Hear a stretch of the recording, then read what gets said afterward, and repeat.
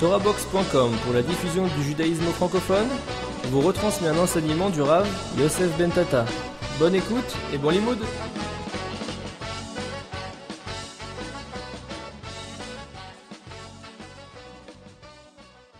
Qu'est-ce qu'on a besoin?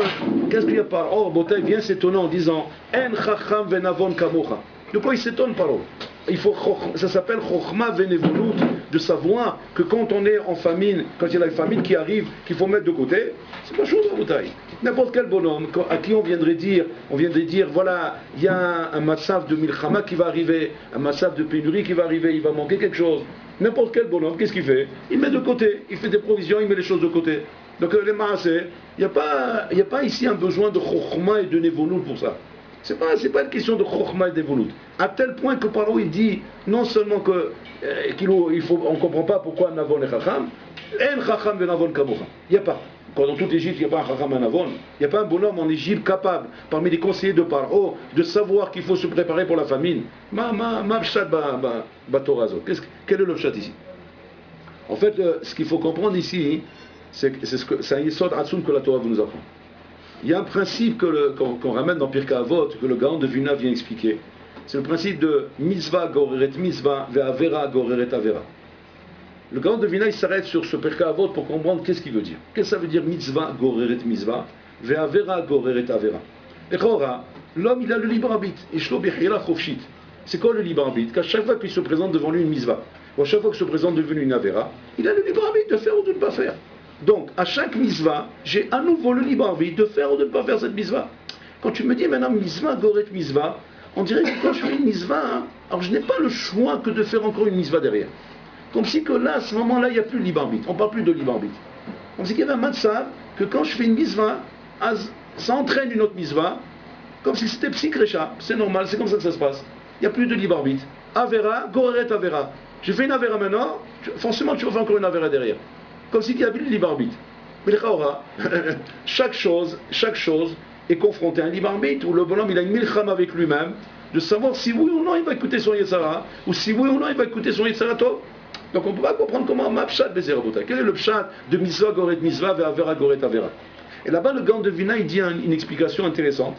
Il dit là-bas qu'en fait il y a dans le Olam un agat teva.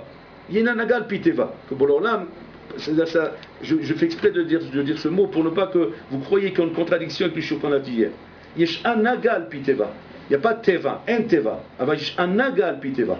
C'est que Borolam en Botaï a mis dans ce monde une anaga qu'on appelle anagal piteva. Pas que ça veut dire qu'il y a un teva dans l'Olam. Borolam dirige tout.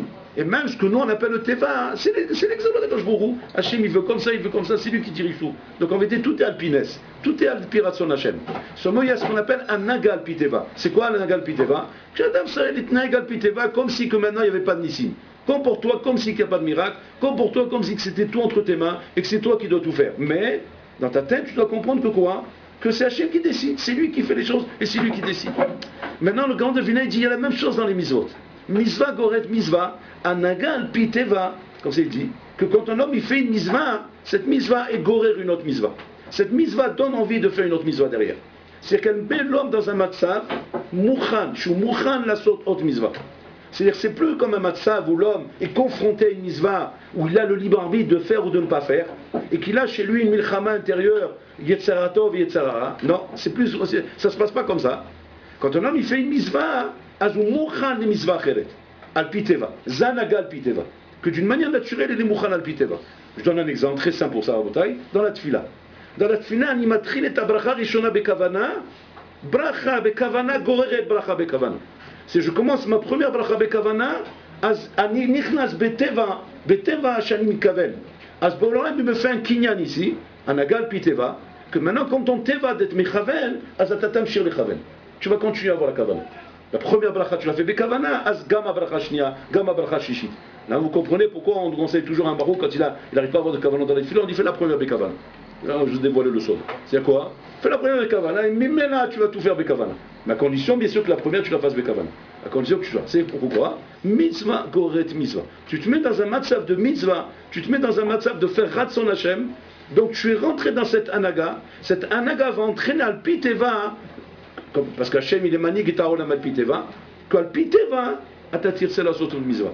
C'est même pas les mana mativa, c'est pas une siyata d'ishmaya que tu reçois ici. On n'est pas à faire d'erreur. On ne parle pas ici de siyata d'ishmaya. Comme on dirait par exemple, quand la balitaïr misaimlo, tout celui qui vient pour se purifier, il vient pour qu'on l'aide, il vient pour faire la volonté d'Hachem, misaimlo, on vient l'aider. Je ne parle pas de ça. C'est pas un pisé que je suis en train d'expliquer. C'est un piteva. Mamash teva, teva shladvarim, anagan piteva. Je fais une bracha bekavana, je suis entraîné al piteva de faire encore une bracha bekavana. Je fais une mitzvah maintenant de zdaka, je suis entraîné al piteva qu'on va te mazmilecha ol pam zdaka. Od echad shtiten zdaka. Tu fais Gmilut Rasadim, on va t'entraîner encore un Gmilut Rasadim. Tu as aidé quelqu'un, tu lui as donné une bonne etza, on va t'entraîner encore autre chose ici. Ça c'est Anagal Piteva. Ma Inyan Beze, pourquoi Bolam il fait comme ça? Pourquoi Hachem dirige comme ça dans son Olam? Et le contraire aussi pareil, Avera, Goreret, Avera. C'est que Avera, Adam aussi Avera, il fait une Avera. Un Nagal Piteva, que d'avoir fait cette Avera l'entraînera à faire encore une Avera derrière. Il a commencé à parler la Shonara, il s'est assis à table, ça peut arriver ici à midi, il s'assoit à table avec son copain, il a commencé à parler la Shonara, à Zegorer Od la Shonara. Od la Shonara. Il a commencé les Tzanout, Zegorer Od les Tzanout, Yamshir la Sot les Tzanout. Ça va continuer encore. Et comment? Al Piteva. Al Piteva. Pas parce que le Yitzhara ici va devoir encore à nouveau le faire tomber dans la deuxième Avera, non. Il n'y a plus besoin du Yetzara. Il n'y avait besoin du Yetzara que pour la première Avera. La deuxième Avera se fait à Piteva. Il n'y a plus besoin de Yetzara. Le Yetzara, ça y est. Du moment où tu es rentré dans le tuyau, tu es dans le tuyau, rien qu'on pousse. Ça glisse tout seul. Il n'y a pas besoin qu'on t'aide. Hein? C'est fini, c'est à Piteva. Ça veut dire comment tu te sors de là, tu veux dire. Il faut Messirut Nefesh pour sortir de là. Mais pour l'instant, c'est dans une Anagal Piteva qu'une Avera entraîne une autre Avera. C'est-à-dire c'est beaucoup plus difficile de sortir que par rapport à la première Avera. Première Avera entraîne la deuxième Avera. Donc on va prendre le côté Mizvah. Mizvah, Goret, Mizvah. Ani ose Mizvah, Piteva, ça m'entraîne une autre Mizvah. C'est quoi le Pshat, Rabotai? Le Pshat, en fait, c'est qu'on est dans Olam HaChosher. On est dans un Olam de Chosher. C'est quoi Olam HaChosher? Le Olam Rabotai, où tout est Be'elem, où pour le Olam est Moussar, il est caché. La Nagad Hashem est caché. On voit pas le Emet. Le Emet, il n'est pas clair.